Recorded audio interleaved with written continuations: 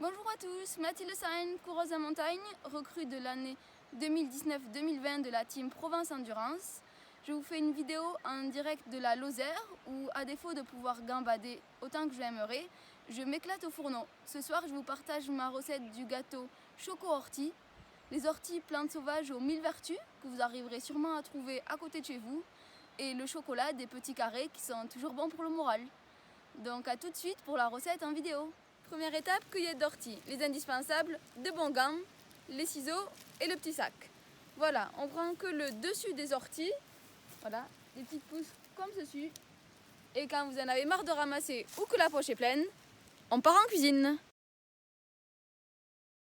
Alors pour ce succulent gâteau choco-ortie, il vous faudra un saladier d'ortie fraîchement cueilli, du chocolat entre 100 et 200 grammes selon comment vous êtes gourmand, 2 œufs, 150 g de farine, 6 centilitres d'huile d'olive ou beurre si vous n'avez pas, 150 g de sucre, roux de préférence, un sachet de levure et on peut ajouter sel, poivre selon vos goûts.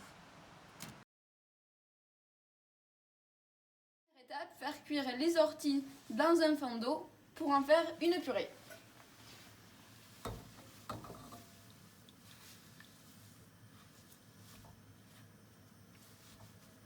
Voilà, on va laisser cuire 5 minutes couvert. Pendant que nos orties cuisent tranquillement, on fait l'appareil à chocolat. On commence par verser l'huile d'olive et l'eau dans notre saladier. Après, on va y rajouter le sucre. On mélange tout ça.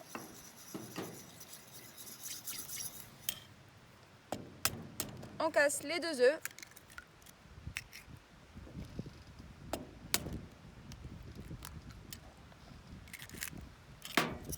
Un petit coup de mix.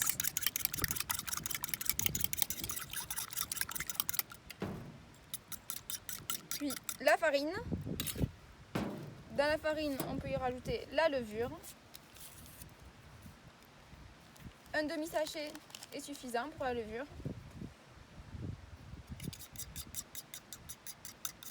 Voilà, donc après on verse la farine en pluie en remuant bien.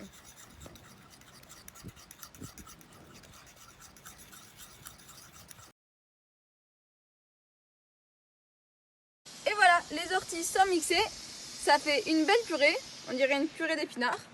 Pour devenir fort comme Popeye, c'est bien le but pendant le confinement, de prendre des forces tout en restant chez soi.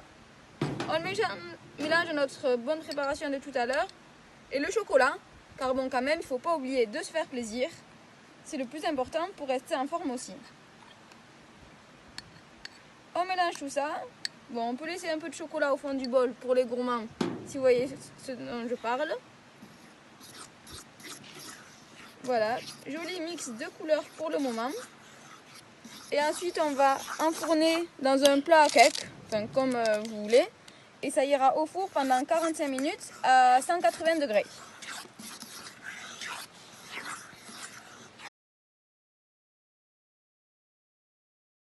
Le gâteau est prêt à aller au four, 45 minutes, 180 degrés. On se retrouve tout à l'heure pour la dégustation. Et voilà le gâteau tout juste sorti du four.